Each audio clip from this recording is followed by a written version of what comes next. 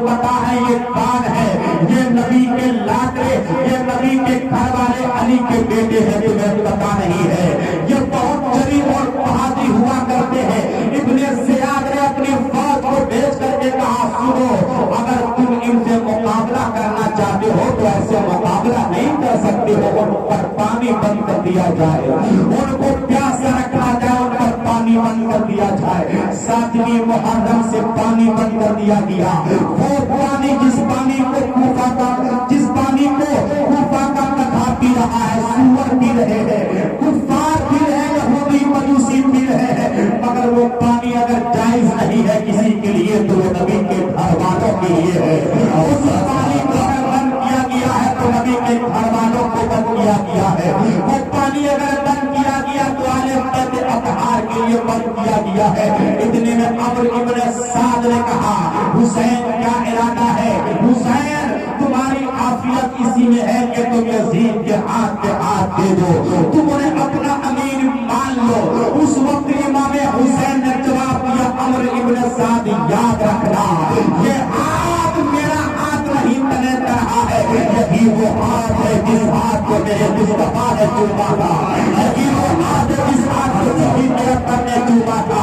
یہ ہاتھ تنے رہا میرا ہاتھ نہیں ہے، صدیق کی صداقت اسی ہاتھ میں ہے، عمر کی عدالت اسی ہاتھ میں ہے، عثمان کی سخاوت اسی ہاتھ میں ہے، علی کی شجاعت اسی ہاتھ میں ہے۔ یاد رکھنا عمرو ابن سعد گردن تو دے سکتا ہے مگر ہاتھ نہیں دے سکتا، اس لیے کہ یہ ہاتھ بڑا قیمتی ہاتھ ہے۔ اس ہاتھ کو بچانے کے لیے اپنی جان کی قربانی تو دے سکتا ہوں مگر میں ہاتھ نہیں دے سکتا، اس لیے کہ جان دے کر کے ایمان بچایا جا سکتا ہے مگر ایمان دے کر کے جان بچایا تو کیا کیا؟ امام حسین جواب دیتے ہیں یاد رکھنا ایمان کو بچانے کے لیے جان کی قربانی پہ دے سکتا ہوں مگر یزید کے ہاتھ میں نعرہ تکبیر، نعرہ رسالت، مسلک جشن شہداء کر رہا ہے، نعرہ تکبیر، نعرہ رسالت۔ حسین یزید کے ہاتھ کے اگر ہاتھ نہیں دیتے اپنے انجام کو سوچ لو۔ حسین اگر تم یزید کے ہاتھ پہ ہاتھ دے دو، اچھا آخر امام حسین نے یزید کے ہاتھ پہ ہاتھ دینے سے انکار کیوں کیا؟ اس لیے یزید اس پلید اور بدبخت کا نام ہے جو پکا بے نمازی، پکا شرابی، جو سوتیلی ماؤں کے ساتھ نکاح کرتا تھا، جو اپنی پھوپھیوں کو اپنے نکاح میں رکھتا تھا، اور دنیا کی وہ ساری برائی یزید کے اندر ہے۔ اگر امام حسین یزید کے ہاتھ پہ اگر ہاتھ دے دیتے تو ایسی صورت میں دین کا مذاق بن جاتا، شریعت کا مذاق بن جاتا۔ امام حسین نے کہا کسی بھی حال میں میں اپنے پاک ہاتھ کو یزید کے ناپاک ہاتھ میں نہیں دے سکتا۔ عمرو ابن سعد نے کہا اگر نہیں تو پھر مقابلہ کے لیے تیار ہو جاؤ۔ امام حسین نے کہا مقابلہ؟ کیا تمہیں پتا نہیں کہ کوفیوں نے ہمیں بلایا تھا کہ آئیے ہمیں امیر کی ضرورت ہے، آپ آئیے؟ میں آیا، کیا مہمانوں کے ساتھ ایسا ہی سلوک کیا جاتا ہے؟ کیا مہمانوں کے ساتھ ایسے ہی برتاؤ کیا جاتا ہے؟ اس طرح سے 7ویں محرم سے پانی بند کر دیا گیا۔ نبی محرم جمعرات کی شام کے وقت عمرو ابن سعد نے جو ابن زیاد کی طرف سے فوج لے کر کے آیا تھا، اسی وقت اس نے دعوت مبارزت لڑنے کی دعوت دی کہ وہ ابھی سے شروع کر دو۔ حضرت امام حسین، حضرت عباس سلام بردار اور اپنے گھر والوں کو لے کر کے وہاں گئے۔ سوچا لگتا ہے کہ امام حسین بیعت کے لیے تیار ہو گئے۔ امام حسین نے کہا بیعت کے لیے نہیں بلکہ میں اتمام حجت کے لیے اور اپنی صداقت اپنی سچائی کو منوانے کے لیے کہ تم لوگوں نے مجھے بلایا پھر میرے ساتھ یہ بدعملی کی. نبی محرم ہی کو شروع کر دیا اس طرف سے. امام حسین نے کہا آج اس وقت چھوڑ دو, آج کی رات ہمیں ہم سب کو جی بھر کے خدا کی عبادت کرنے کا موقع دو, جی بھر کی عبادت کرنے کا موقع دو, تاکہ ہم رات بھر توبہ اور استغفار کر کے اپنے رب کو راضی کر لیں. تاکہ رب کی عبادت کر کے اپنے رب کی عبادت کر کے ہم اپنے آپ کو سرخرو کر لیں. اس طرح سے رات بھر نبی کا یہ خاندان, نبی کی یہ گھر والے خدا کی عبادت اور خدا کی تسبیح و تحلیل میں مصروف ہو گئے. ادھر یزیدی بھیڑیے رات بھر شراب و کباب میں مصروف رہے. جب 10ویں محرم کی صبح ہوئی ہے, عمر ابن سعد کہتا ہے حسین گواہ رہنا. سب سے پہلے ایک تیر امام حسین کی جانب چلاتا اور کہتا ہے حسین گواہ رہنا کہ سب سے پہلے میں نے ہی تیر کی شروعات کی ہے. بدبختی جب کسی انسان کی مقدر بن جاتی ہے اور جب انسان دنیاوی حرص و طمع میں پھنس جاتا ہے. صحابی کا بیٹا, اور ایسا ویسا صحابی نہیں کہ صحابی کو نبی نے دنیا ہی میں جنت کی گارنٹی دی, اس کا بیٹا عمر ابن سعد وہ جنگ میں اپنے تیر سے شروعات کرتا ہے, کہتا گواہ. اس طرح سے عمر ابن سعد نے کربلا کے میدان میں تیر چلانے کی شروعات کی ہے. امام حسین نے اپنے گھر والوں سے کہا یہ لوگ ہمارے خون کے پیاسے ہیں, اس لیے اب بھی میرے ساتھ جتنے آئے ہو تمہیں میں اختیار دیتا ہوں, تم چاہو تو چلے جاؤ, تم چاہو تو چلے جاؤ. امام حسین کے ساتھ آنے والے اور جانشینوں نے کہا حسین ہم آپ کو تنے تنہا چھوڑ کر کے چلے جائیں, یہ میری محبت کو گوارا نہیں ہے. سبحان اللہ سبحان اللہ. یہ میری عقیدت کو گوارا نہیں ہے. حسین آپ کو تنے تنہا چھوڑ دے. اس طرح سے یزیدیوں نے عمر ابن سعد نے اس طرح سے جنگ کی ابتدا کی. کہا حسین اگر یزید کے ہاتھ پہ بیعت نہیں کرو گے, اگر یزید کو اپنا بادشاہ اپنا امیر نہیں مانتے تو اپنے گھر والوں کو لٹانے کے لیے تیار ہو جاؤ. حسین نے کہا گھر والوں کو تو لٹا سکتا ہوں مگر نبی کا دین لٹنے نہیں دوں گا. سبحان اللہ سبحان اللہ سبحان اللہ. نبی کا دین لٹ جائے ہمیں یہ برداشت نہیں. اس لیے کہ نانا جان نے ہمیں اپنے کندھوں پہ اسی لیے سوار کیا تھا کہ حسین آج میں تمہیں اپنے کاندھے پہ سوار کر رہا ہوں, کل جب دین کو مٹانے کی کوشش کرے تو تم دین کو اپنے کاندھے پہ سوار کر کے سب کچھ لٹا دینا مگر نبی کا دین نہ لٹنے دے. اللہ سبحان اللہ. حسین کہتے ہیں گھر والوں کو لٹانا تو منظور ہے مگر نبی کا دین لوٹ جائے ہمیں یہ منظور نہیں. یہ دین کتنا قیمتی ہے, اس دین کو ہم تک پہنچانے میں کتنی قربانیاں پیش کی گئی ہیں, لیکن آج ہماری قوم کو لوگوں کو بیٹھ کر کے پانی پینے میں شرم آتی ہے. ہم نے دین کا کیسا مذاق بنا دیا.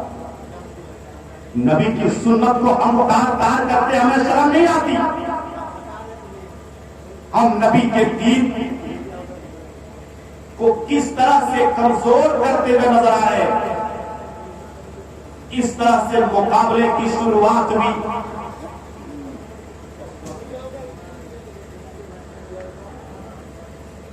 جب دونوں طرف سے مقابلہ شروع ہوا ہے، ادھر سے بھی ادھر سے بھی، اس طرح سے یزیدی بھیڑیے ایک ایک کر کے آتے رہے، ایک ایک کر کے آتے رہے، امام حسین ایک ایک کر کے بھیجتے رہے۔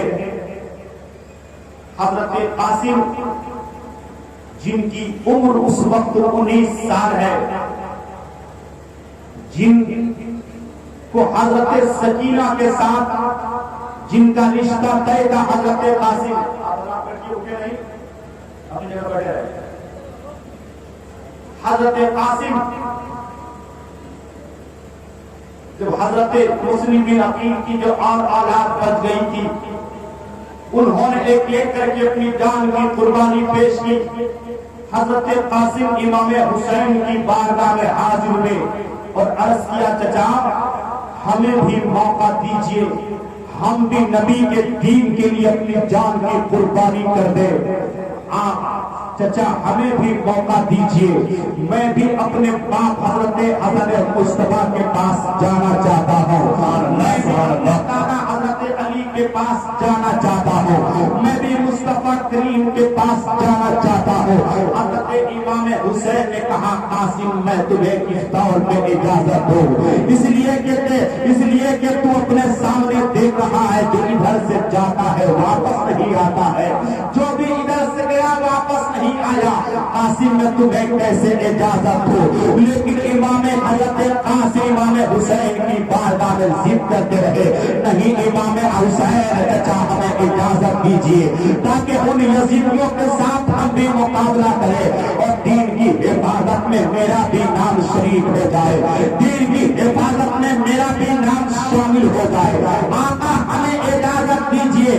جب بہت ضد کیا حضرت قاسم نے، جو حضرت امام حسن کے بیٹے تھے، اجازت مانگی، حضرت امام حسین نے بہت بار پہ سمجھایا لیکن حضرت قاسم سمجھنے کے لیے تیار نہیں۔ اتنے میں حضرت قاسم کو حضرت امام حسین نے میدان میں رن میں جانے کی اجازت دے دی۔ حضرت امام حضرت قاسم تلوار لیے میدان کربلا میں آئے اور آنے کے بعد، ہے کوئی میرا مقابلہ کرنے والا، ہے کوئی میرے مقابلے میں آنے والا، ہے کوئی میرا مقابلہ کرنے والا؟ اتنے میں عمر ابن سعد نے کہا، ارزق نامی ایک بہت بڑا پہلوان تھا جو بڑا بہادر تھا، بڑا جری تھا، جس کے پاس بہت طاقت تھی، بہت جنگجو، بڑا مقابلہ کرنے والا تھا۔ عمر ابن سعد نے کہا، اے ازرق تم چاہو، اس وقت ازرق نامی پہلوان نے کیا تھا، عمر ابن سعد کیا تم ہماری قدر یہی سمجھتے ہو؟ مجھ جیسا پہلوان، مجھ جیسا عظیم بہادر، اتنا بڑا بہادر کیا 19 سالہ بچے سے مقابلہ کرے گا؟ مجھ جیسا بہادر کیا 19 سالہ بچے سے مقابلہ کرے گا؟ عمر ابن سعد نے کہا، اے ازرق تمہیں پتہ نہیں یہ بچہ کوئی عام بچہ نہیں ہے، علی کے گھر کا بچہ ہے، یہ بچہ نبی کے گھر کا بچہ ہے، تم کیا سمجھتے ہو انہیں بچہ سمجھتے ہو؟ مگر ان کی رگوں میں علی کا خون دوڑ رہا ہے، ان کی رگوں میں حسن پاک کا خون دوڑ رہا ہے، انہیں بچہ مت سمجھنا، یہ علی کے گھر والے ہیں، یہ نبی کے وہ گھر والے ہیں، بچہ مت سمجھنا۔ ازرق نامی پہلوان نے کہا، تم میری کیا ضیافت کرتے ہو؟ ایک بچے کے مقابلے میں تم بھیجتے ہو، اس کے لیے میرا بیٹا ہی کافی تھا۔ اس کے 4 بیٹے تھے جو بڑے بہادر تھے۔ حضرت قاسم کے مقابلے میں ازرق نے کہا، ہم کیوں جائیں، ہم اپنے بیٹے کو بھیج رہے ہیں، ایک بیٹے کو بھیجا، آؤ ہے کوئی مقابلہ کرنے والا۔ حضرت قاسم اس کے سامنے آنے کے بعد کہا، تم اس سے مقابلہ کیا کرو گے؟ اس طرح سے حضرت قاسم ایک ہی بار میں اس کے پہلے بیٹے کی گردن اڑا دی۔ اب دوسرے بیٹے نے دیکھا کہ اس طرح سے یہ مقابلہ کر رہا ہے، غصے میں تل ملاتے ہوئے آیا اور کہا، یہ جوان جو 19 سالہ جوان ہے، جس کی طاقت کا عالم یہ ہے، جس کی بہادری کا عالم یہ ہے کہ ایک ہی بار میں جسے چاہتا ہے گرا دیتا ہے۔ دوسرا بیٹا آیا، حضرت قاسم نے دوسرے بیٹے پر بھی ایسا وار کیا ہے کہ اسے بھی زمین پہ گرا دیا۔ پھر تیسرا بیٹا آیا اور کہا، ایسا